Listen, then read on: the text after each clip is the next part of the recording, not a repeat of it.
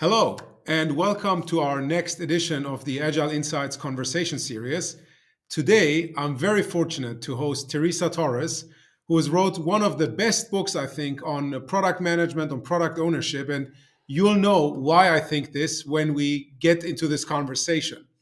But before we get started, I usually don't like to introduce our speakers, but because I want them to introduce themselves, they know themselves much better than I can.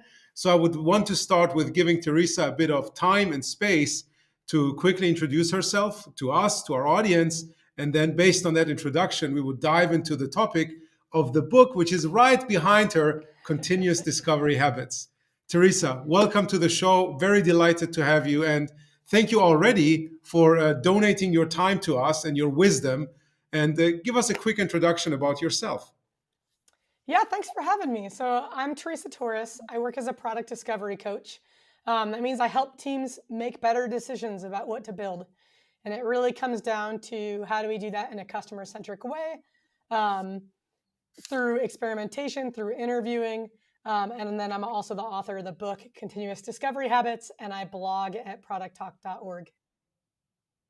Cool. And you're joining us today from where, Teresa? I'm seeing a comment that I'm a little bit quiet, so I'm going to adjust my sound levels a little bit. I am joining from Bend, Oregon. So the west coast of the US, smack dab in the middle of the state of Oregon. Okay, cool. West Coast of the US. So, Teresa, when I found your book, actually, I got introduced to it by a friend of mine, Oliver Winter, who I think also to some extent contributed to the book. At least his name is in the end where you thank many people with whom you co-developed or who acted as your sparring partner, I guess, through this process of writing the book. And when I saw the book, all three words meant something to me. The continuous piece, obviously, right? When you think about agile product development or product development in general, it's a continuous journey. Then the discovery piece, and we'll dive into that much more, and especially the habits piece. But before I bring in my interpretation, I would like to know, why did you call this book the way you called it? What do these three words individually and collectively mean to you? Yeah, so I think discovery as a concept has become very helpful in the sense that I think it's easy to put a big emphasis on delivery and what we're shipping. And of course, that matters. That's how we get value to our customers. But I think it puts equal emphasis on, are we building the right things? How are we making good decisions about what to build? I think across the industry, we're seeing a shift from a project mindset to a continuous mindset. I think that's really important, especially for digital products. Although I would argue this is bigger than digital products, Yes. but especially for digital products. And then the habits piece, one of the things that I look at is um, most product teams are working in organizations that are still output driven and project driven. And so, how do we make it as easy as possible to shift to a more continuous mindset and to put more emphasis on discovery? And we know from like behavioral psychology that if we just rely on willpower and motivation, we're not going to be successful, right? We really have to lay the foundation by building strong habits. Just like when we're trying to adopt healthy habits in our own personal lives or good social habits or whatever the case may be, it's really just taking this lens of how do we make it easier to do this than to not do it. Yeah, I like the point that you mentioned at the end, right? How do we make this easier to do this? Because for many organizations and for many individuals, the process of discovery, let alone continuous discovery, is very hard to get started with. But once you build the habits, at least that was then my interpretation going through the book and your thinking was, once you build the habits, it becomes the norm and it then becomes very, very easy to do, right? But initially you need a lot of discipline. And this is one of the areas where I want to talk to you more today. But let's start with discovery itself. You start your book with a section about basically laying out why discovery matters.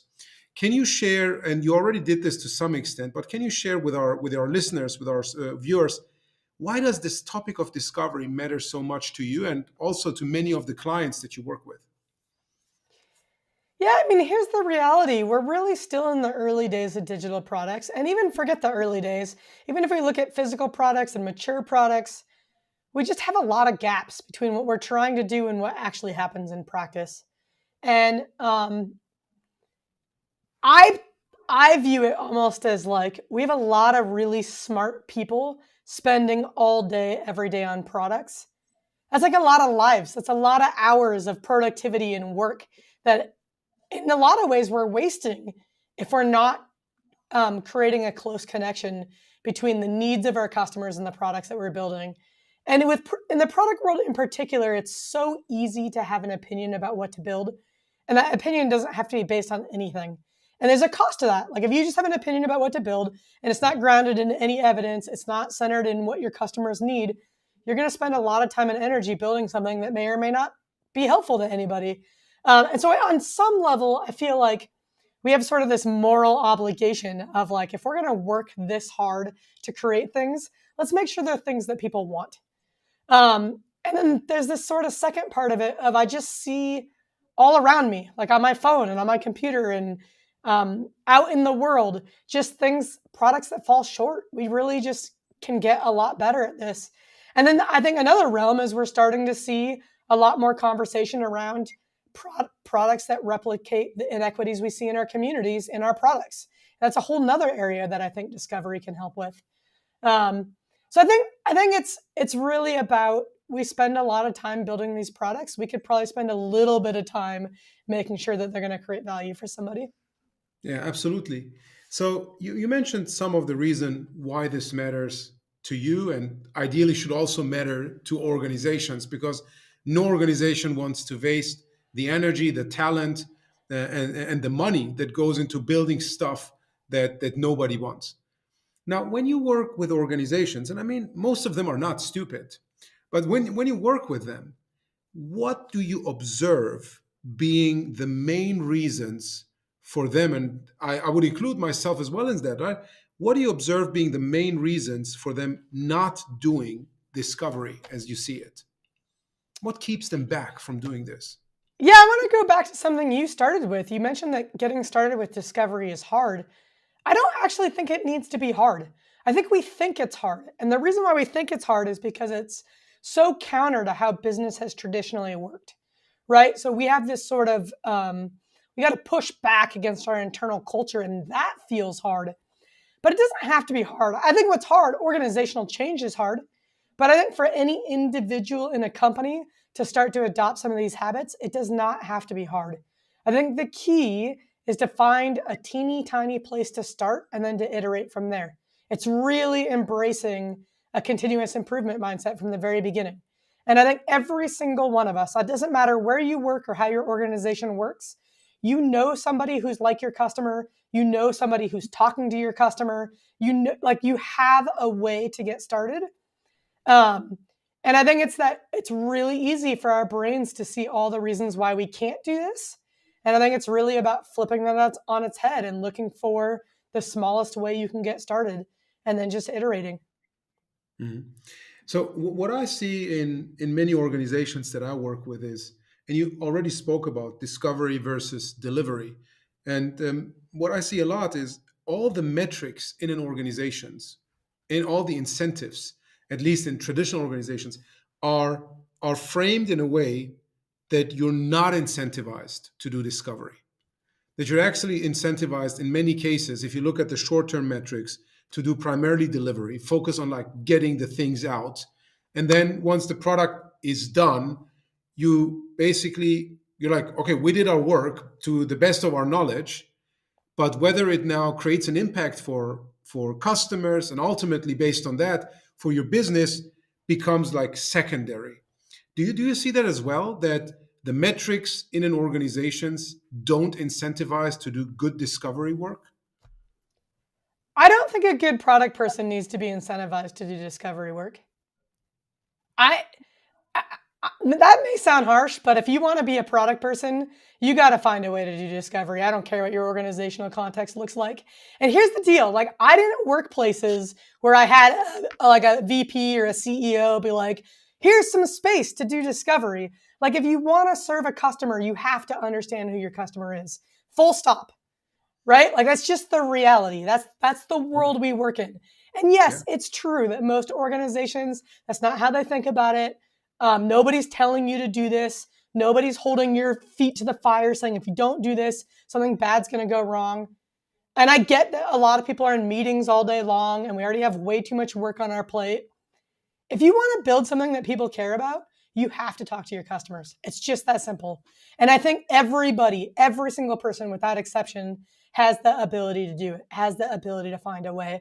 And I'm sort of, frankly, a little bit tired of this excuse of like, my company won't let me, I don't have time, I'm incentivized, I have these horrible delivery deadlines. We all do. Every single one of us does. And I feel like frankly, like the only way anything is going to change is if we each individually start making the change happen. Yeah. So I want I don't have a lot of, I mean, sure, I have sympathy for it. Like I've been in that situation. I know it can feel overwhelming. I know it can be hard, but you know what? Like that's why we get paid to do this. We have like one of the best jobs in the world. And I think that it's our responsibility to go out and do it. Yeah. No, I love that you're this frank and that you're basically saying there is no excuse to not do it. Now, when I listen to you, right, one of the things that we teach product people is you have to prioritize what you build. Now, maybe prioritization actually starts with your own time on where do you spend your time? Do you spend your time in meetings that are not going to add any value to your customers? Or are you going to prioritize the time to talk to your customers to get a better understanding? Maybe even have your team speak to customers as well so that you can speak to them like on the same eye level more or less. And based on your now deeper understanding of customers, you're going to build better stuff. You're going to probably have less debates in meetings where everyone is just talking based on their own assumptions and no one is talking based on real knowledge and experience and observation. And through that kind of prioritization, you make the right call to actually move forward and drive customer success and through that business success. I think it's very important to point these things out. Now, getting to discovery itself, what is discovery exactly to you? You already mentioned like speaking to customers, etc. Like, but what else is part of what you define as discovery?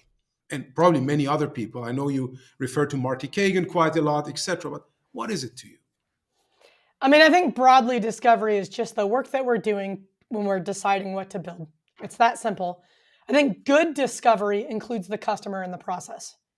And I Mhm. think it's when we talk about including the customer in the process, now we're getting into sort of research methods. Frankly, I don't love using the word research anymore in connection to discovery because I don't think anybody in industry is doing real research. I'm seeing a lot of user researchers get upset that they think that product teams are now doing their job. I don't think that's true. I think that what product teams do is not research. We're trying to get fast answers to our daily questions. We have really good feedback loops. We're trying to influence user behavior. I think from a discovery standpoint, there's two core activities. There's interviewing to understand your customer's context, and there's assumption testing to evaluate solutions.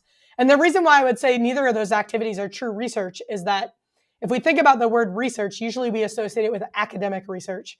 And we have Mhm. this standard of research. What makes research valid? What makes research reliable? And I'm hearing more and more UX researchers complaining that discovery isn't good research. Neither is most user research. It turns out industry doesn't have time for good research, right? Good Yeah. research takes decades where multiple people replicate studies before we learn anything. Nobody in industry has time for that. So now it's shades of gray. It's like how reliable, how valid does our work have to be be able to make decisions off of it? And I think where user research is really valuable is that we do have longer horizon questions that user researchers should be answering. Things like what's going to happen in our market, what's long-term customer behavior. That's different from discovery questions. Discovery questions are, what do I need to be building next? That's a very short-term sort of research question that we're answering By the way, not with real research, because we don't really have time for real research. And the reason why that's fine is because we're putting a stimulus out in the world and we're seeing how people react to it. That's a feedback loop we don't have in real research. And so I would argue that discovery is not research. Discovery is just the work we're doing to make better decisions about what to build. There's some research-like activities we can do as part of discovery, whether that's interviewing customers to uncover unmet needs, pain points, or desires, and assumption tests to evaluate potential solutions. And the reason why those can be quick and dirty research methods, I'm putting research in quotes because I don't think it's real research, is because, again, we're just trying to influence behavior, and we can quickly measure, did we influence behavior? Yeah. No, I like the fact that you also mentioned that this is not like traditional research, because I'm by background a medical doctor. So I've been through this research process, right? Yeah, Working on PhD stuff, etc. And if you compare these two, I mean, research in the scientific field is always looking backwards. So you see something happen. Now we can look at COVID, right? Then you see a million people getting this, and then you do your research, and then you have it peer reviewed. So you have a high end, you have multiple people being involved, and you have a long time horizon, as you mentioned, right? Now, when we're building products, we're not looking backwards. We're trying to understand patterns of customer behavior and then build products that either support this behavior or help people or nudge people into a different type of behavior. So yep, I like the fact that you say this is not real research, neither is UX research. It's actually a different thing where we use similar things, quick and dirty, because we yep, don't have the time. But yep. not having the time is not an excuse to skip it all completely, because we cannot do it in a perfect way as academics do. We can still do a lot to validate our assumptions, And right? here's what I'm going to say about this. It doesn't mean we shouldn't pay attention to reliability and validity. So those are Yes. research concepts, right? How repeatable is our research? How likely is what we're learning reflecting reality? Those are really important concepts that we should pay attention to. And how we conduct an interview, the questions we ask, um, the way that we account for different biases in the process will have a big impact in the reliability of the feedback we collect. So it's not that we shouldn't be learning from research methods. It's that I'm starting to see this like territorial battle. Like user researchers are saying, product teams are now stepping on our territory with discovery. First of all, I don't think that's true. I think there's still a need for longer horizon user research, and there's a need for product teams to get fast answers to their daily questions. So I don't think there's a territory battle there at all. I think what's happening on the research side is exactly what we saw on the design side, and we still see on the design side. We deem designers as special, and they have this unique ability that other humans don't have, which I think is baloney. I'm not saying designers don't have skill, and there's not a skill of developing design skills, but it's something we learn, and most of us learned it in industry practicing, right? Yeah. The same is true on the user research side. There's skill there, and there are people that are better at research than others, but the vast majority of us learned it in industry. And so then to turn around and say, you other person in industry, you can't do this because I have special skills you don't. I don't buy it. I don't buy it. That's territory. It's people being territorial. It comes from, I think, really toxic business culture of like land grab territory space. And I would much rather we have conversations about how can we work together. And I'm recognizing that I clearly woke up on the wrong side of the bed this morning. I'm not usually this surly, so I apologize. No, but honestly, I like that. So because that's very to the point, that's very frank, and similar to you. I mean, you mentioned that you're tired of hearing excuses. I mean, and in the field that I work, where it's mainly about organizational change, organizational redesign, right?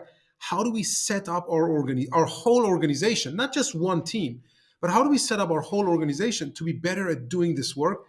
And to be honest, I'm also tired at like the CEO of an organization telling me like he can't do anything about it. I'm like, if you can't do anything about it, who can?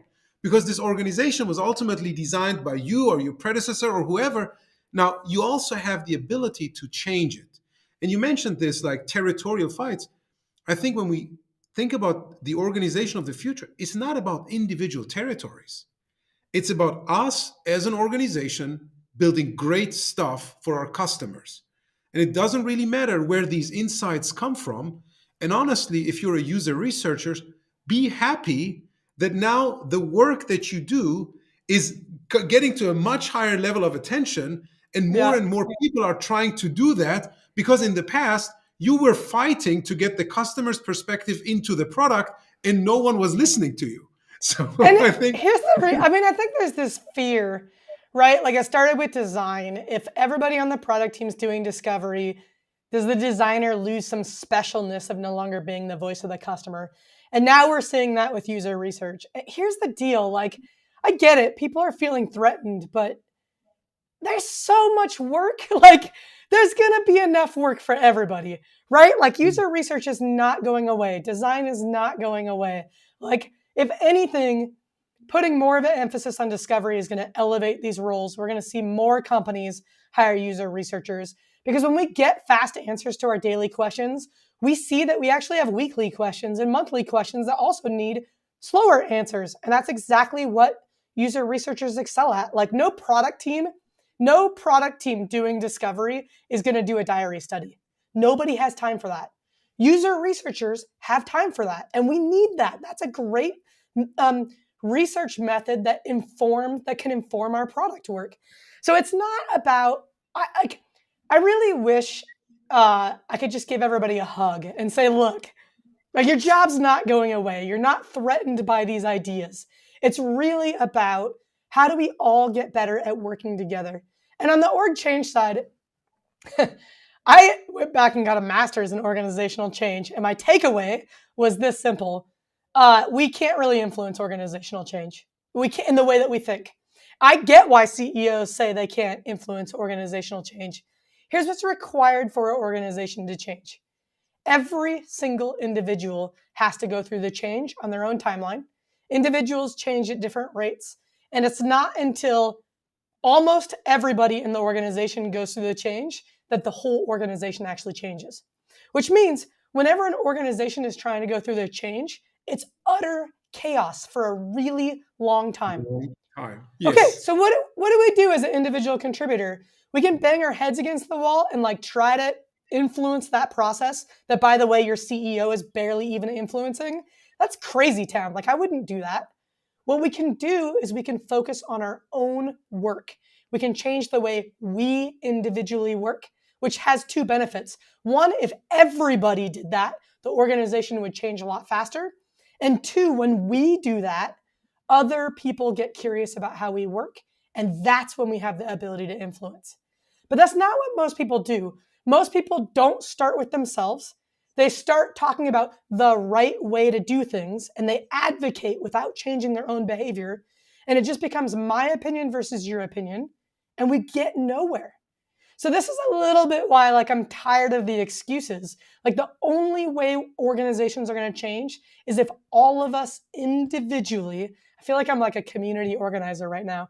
If all of us individually make a decision to like work this way and to be customer centric. That's really the only way this is going to happen. Yeah. That's another, I've been hanging out on Twitter too long, which is why I'm kind of tired right now. But like, another thing that keeps coming up is like, all these thought leaders are writing about this way of working and nobody's really working this way. And they take that as a criticism. You know what? 98% of people don't do discovery. Does that mean discovery is bad and that this model sucks and that it's all a sham? Yeah, you're right. We shouldn't be customer centric and we shouldn't build things that customers want. Let's just go back to the old way. Like, how is that an argument? Like, I don't get it. Like, this isn't meant to be this like revolutionary new idea. It's meant to be, how do we better serve our customers? How do we get closer, even if we're just inching our way there? Because frankly, that's the only way anything's going to change. And Yeah. the norm is like, the status quo is pretty depressing, It right? is. Like, It is. So I wrote you an email yesterday, and in that email I wrote, when I was reading your book, I was constantly asking myself, why hasn't anyone written this book yet? and that I'm very happy that you ultimately went and wrote it, because the topic of discovery, I mean, I, being one of the people that teach methods like Scrum, etc., I've always considered Scrum not only a pure delivery method, because one of the first teachers I had is Jeff Patton, and in one of his trainings, he said, like, what happens if you build shit faster? You just get more shit, right? Yeah. And I never forgot that quote. And the rest of the training, he's like, all right, I talked to you about delivery. Now let's all focus about discovery, because other people can teach you delivery. Very few people can teach you discovery. So I was aware of the importance of this topic. Now, another thing that happened when I was reading your book was, I'm not going to say your unique take, but I think very few people have written about it the way you did, is that discovery is not something that designers do, or only designers do. Because you speak about this concept of a product trio. And we were just talking about this territorial grab. And I thought it would be interesting to bring this up because you believe, and correct me if I'm wrong, the discovery is done by this product trio consisting of product people, design people, and engineers. Is that correct? Did I get that right? Yep. Yep. And why is it so important to you that discovery is not only done as it is traditionally by the designers, but I mean, the product person, okay, but that also the engineer is involved in this? Because that would Ye- just make the territorial grab much bigger, right? Could result in Yeah, much more fighting. this is another topic that I didn't realize was going to be controversial when I put the book out. The product trio isn't limited to those roles. I think this is also where user researchers are feeling left out. Like, if you have a user researcher on your team, they sure as hell better be on your product trio. Like, I'm just going to say that, right? Like, if you have a full-time user researcher on your team, include them in your trio. Like, should be a no-brainer. The idea of a product trio is taking a cross-functional approach to the decisions that we're making. Period. That's it, right? So if in most companies, on most teams, the cross-functional roles represented are product managers, designers, and software engineers. I was not trying to say exclude your researchers, exclude your content marketers, exclude your journalists if you're a newspaper, whatever. I don't really care what the role is. It's for your team and the type of product that you're working on. What are the right cross-functional roles that need to be represented when making decisions about what to build? That's the Yeah. idea. And the reason why we want engineers involved is because they're the ones that know what's possible. Why would we Yeah. exclude them from our decisions about what to build? So, like, my goal here in all of this is how do we get back to building things like humans and breaking these weird cultural norms we developed in a like assembly line business culture. Like, so much of our business is influenced by Taylorism in the industrial age, where we are focused on efficiency and how do we crank more widgets off an assembly line. Well, software doesn't work that way. It's too complex. There's too many open-ended problems. We actually need creative humans to work together in a way that, like, I used to use this analogy of like, if you were a bunch of kids on a playground and you decided to build something out of like building blocks, you wouldn't create an assembly line. You wouldn't be like, you're the designer and you're the engineer. You'd all put your heads together and create something together. And people would just use their natural strengths and blur boundaries between roles and get something done. In fact, there's a really cool, the Marshmallow Challenge is a great example of this, where Yep. they took teams of business students, MBA students, and like kindergartners and gave them like spaghetti and a marshmallow. And they basically were told to build a structure and make the marshmallow as high as possible. And what happened? Like, kids just worked together and tried things. MBA students like tried to be experts and right, like, and the kids outperformed the MBA students. We forget how to collaborate. We forget how to be human. We forget how to solve problems together. My goal is to get us back to that. How do we get back to working together as a team? Which is why, like, when people push back on some of these ideas because they're worried they're being left out, like, I literally want to shout from the mountaintops, you're missing the point. Like, we're not leaving you out. We're trying to bring everybody back together to actually work together as humans, not to get into this like my territory versus your territory. Yeah. So if I understand this correctly, the same or the similar type of cross-functional team that we would want to have in delivery, right? We would want that type of people also working in discovery because they know what the customers want. They would know what is technically possible. They would know like what is the product strategy, where do we want to take this as an organization, and all of those things combined result in better ideas on what to actually build and better experiments to validate whether we're going to build this. The second point you brought up is you brought up this analogy to the kids in the marshmallow challenge. So when I talk about or when I read about the topic of discovery, what comes back to me is always like we need to get back to being curious, like kids, right? Kids are very curious. Kids do not pretend that they know stuff. They actually are very okay not knowing and asking and trying to understand. But when I look at most organizations that I work with, when I look at myself in many cases, we believe we're good if we know, because to Yeah. some extent we've been trained this way. And I think aiming to know, we don't spend enough time being curious and then doing discovery. How do you see that? I think curiosity is a big piece of it, for sure. And I think this is where business culture gets in the way. Businesses reward us for being right, they don't reward us for being curious. So this is where I think there is some, like it does take a little bit of a leap of faith for all these individuals to create the space to be curious. But I think equally important to curiousness is we also just don't know how to collaborate cross-functionally. And Yeah. we see this at the highest levels of our organization. Very few companies have well-functioning executive teams because we don't know how to collaborate cross-functionally, right? Yeah. And so curiosity is a big piece of it, and I don't want to trivialize that, but I know a lot of curious people who are struggling in their organizations. And it's because we really do have to learn. It's like we're in kindergarten when it comes to collaborating. We don't know how to do it. We weren't taught how to do it. Think about like all your school years. Maybe in a graduate program you got to like more robust group work, right? But maybe not. A lot of people still don't, even at that level. We just don't learn how to collaborate, and that's one of the things I really focused on in the book is teaching people how to collaborate visually, because I think it's one of the best ways to stay aligned and to really short circuit some of that like endless debate that we're so afraid of when collaborating. And so I think that's the other piece of this is you can individually cultivate your curiosity, and you definitely should, but you also need to learn how to do it as a team and how to be curious about your teammates' perspectives and how to slow down and not just be focused on my opinion is right, but oh, I think something different from you. Why is that? Let's explore our unique perspectives. Yeah. I like that piece. So curiosity and collaboration, both of them are tremendously important skills to build up. Now, you mentioned earlier when we talked about why is it so difficult, you said it doesn't have to take this giant leap. You can start out small.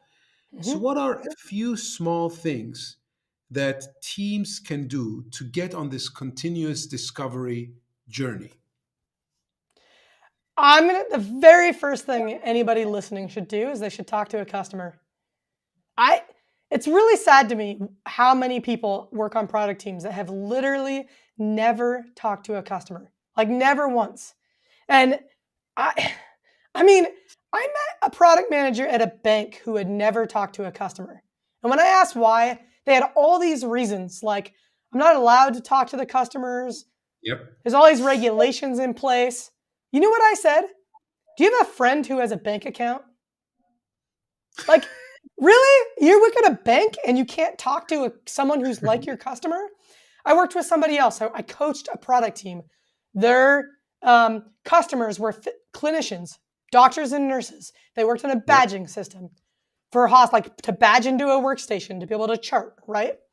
Okay, that team really struggled to talk to clinicians because clinicians are busy and nobody at their company, they had no avenue to get to them.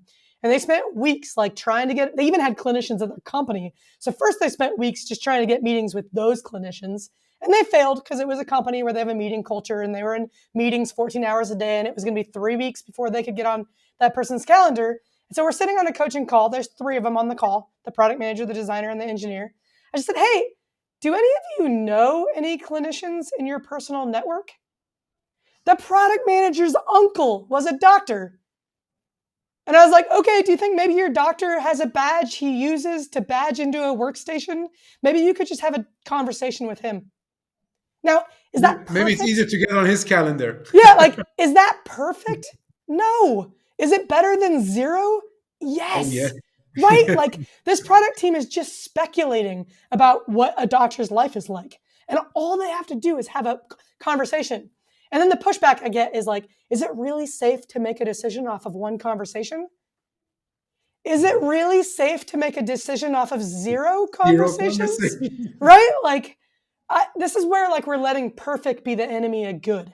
So no matter what, like I don't care what your organization is like. I don't care what regulations are in place. You have the ability to talk to somebody who's close to your customer profile. Without exception, every single product person. That's where you should start. Yeah. So you mentioned the clinicians. I recently had a similar experience with a team building a new, basically, the chemical marker to diagnose sepsis, right? Mm-hmm.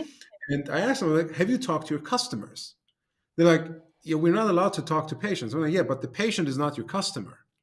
Who's your customer? They're like, yeah, so the clinician and the lab doctor. So are you allowed to talk to them? They're like, probably yes. So have you done it? No.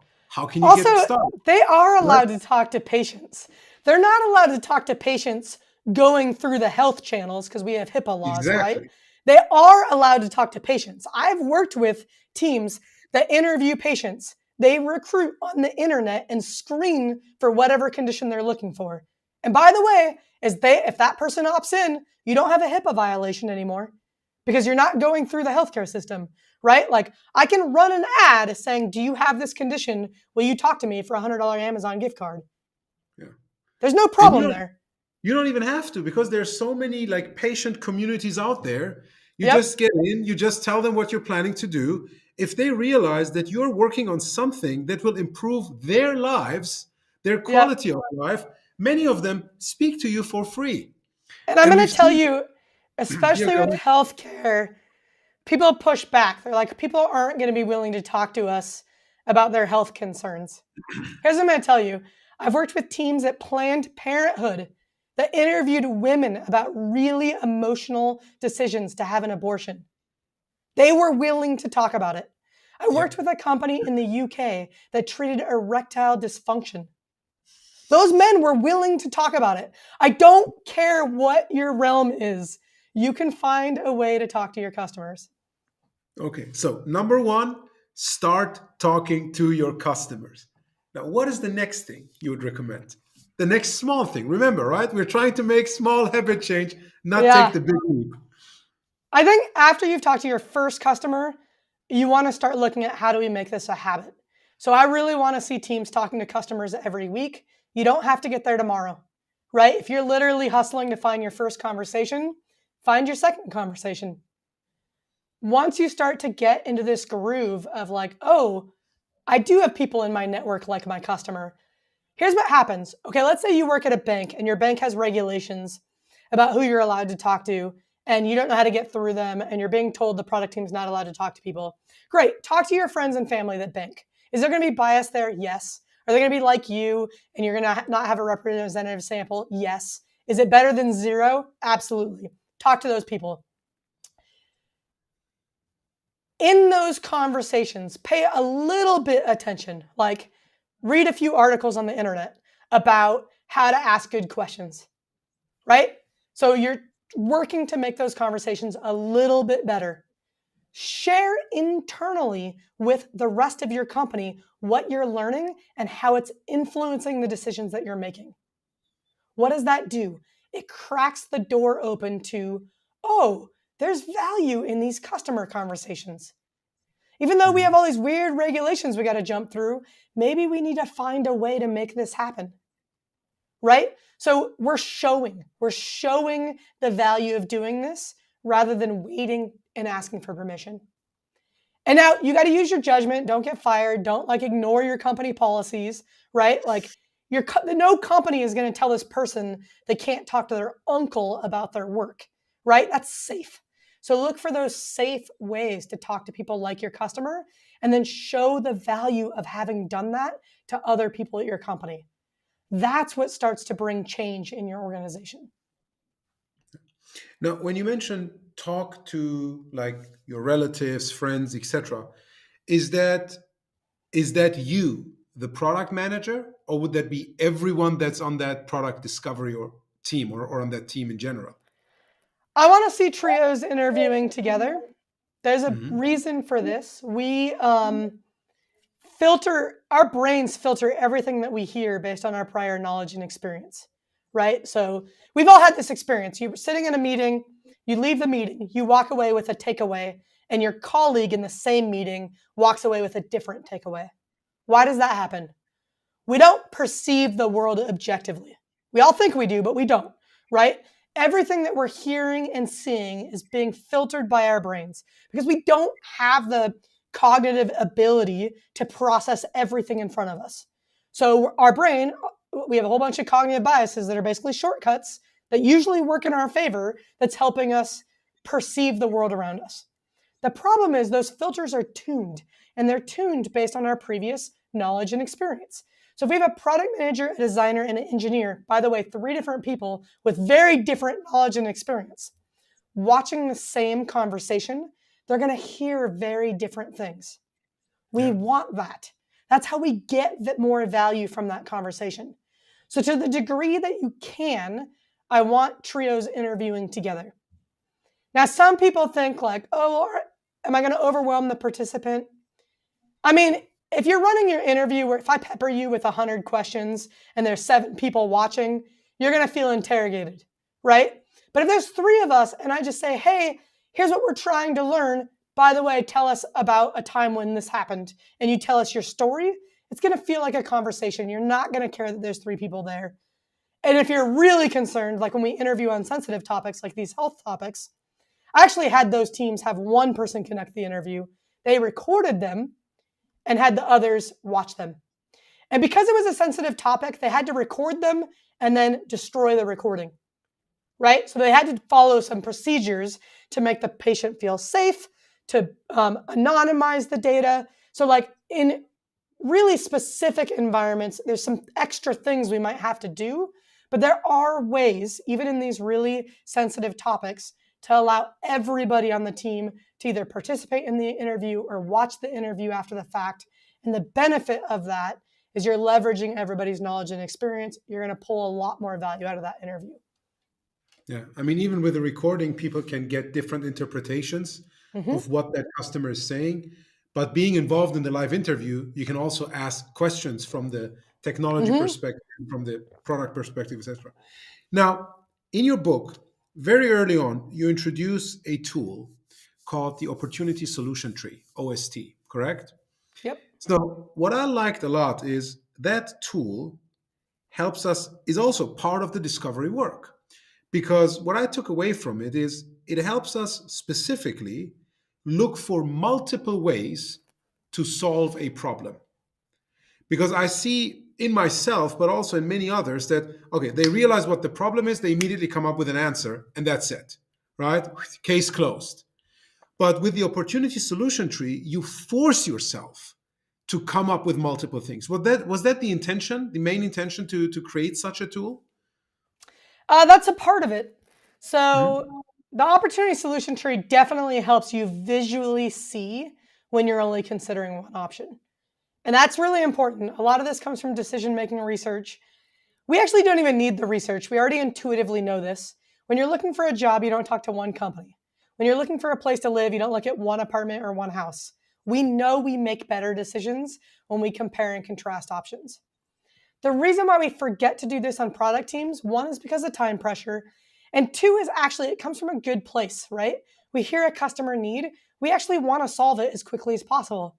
We're trying to serve the customer, so we jump to a fast solution. We know, though, we'll generate better solutions if we just suspend that a little bit and consider multiple options. This is especially true in the opportunity space. A lot of Mhm. teams jump straight from outcome to solution, and they forget what are the most important problems to solve, which is a really important strategic question to ask. Where are we going to play? What are the boundaries of the opportunity space that we're going to tackle as a team, and what are we going to leave for somebody else? Mhm.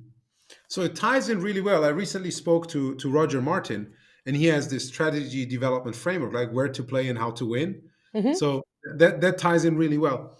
Now, what I liked a lot, similar to the topics that you already shared with us, like speaking to customers, interviewing them, how to find those early customers to speak to, but also the opportunity solution tree as a visual way to ask questions, to make transparent how many solutions we are seeing, to do that in a collaborative manner because visuals help us collaborate much better.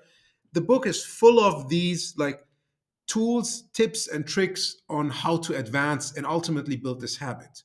Mm-hmm. You didn't ask me to do that, but I also wanted to spend a few minutes before we close this interview to ask you, where can people learn more from you?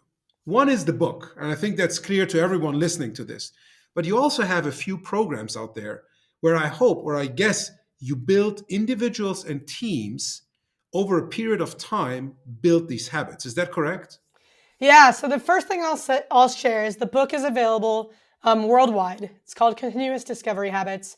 It's currently out in Kindle, EPUB, and paperback. The Audible version is literally days, if not maybe a week or two away. Actually, this afternoon, I'm going to record my final pickups, so it's very close. I know a lot of people have been waiting for that. And then one of the things that we did when we launched the book is we know that it's not enough to read a book. People really need support as they're putting the habits into practice. So we also launched a membership community alongside the book. It's the heart of it is a Slack community where we support each other as we're putting the habits into practice. We do community calls, so think of them as like group coaching calls, where twice a month we just get people together and talk about their challenges, what they're facing. We do a book club. We share worthy reads every day. We'd run monthly challenges, just easy ways to invest in your habits. That's a really low cost, easy way to get involved and to connect with other people who are trying to adopt these habits. You can learn about that at members.producttalk.org. And then we I'll also share the have links in the show notes. yeah, perfect. Thank you. And then we also have a variety of online courses that are designed to help you develop skill in each of the habits. So we have a class on how to interview well. We have a class on how to define outcomes. We just launched 2 new classes on identifying hidden assumptions and assumption testing. You can find all those options at learn.producttalk.org. And those classes are live instructor led courses. They are live instructor-led courses. They're online, so you can participate from around the world. We try to offer them at different time zones to accommodate different time zones. You can, yeah, and you can find the upcoming schedule for all of those at learn.producttalk.org. Cool. Cool. So, Teresa, is there a final word you would want to share with product people, designers, and or engineers in order to get started with discovery habits, continuous discovery habits? Yeah, I'll leave you with I realize that most companies don't work this way. It can feel really overwhelming as an individual, but I want to really encourage you that you have more agency than you think. So look for small places to start and iterate from there. And I think you'll be pleasantly surprised by how much progress you make. Cool. We close with that. Teresa, nice hosting you. Thank you so much for being here. Thank you so much for having me. This was great. Sorry I was a little surly. All good. I loved it. I loved it.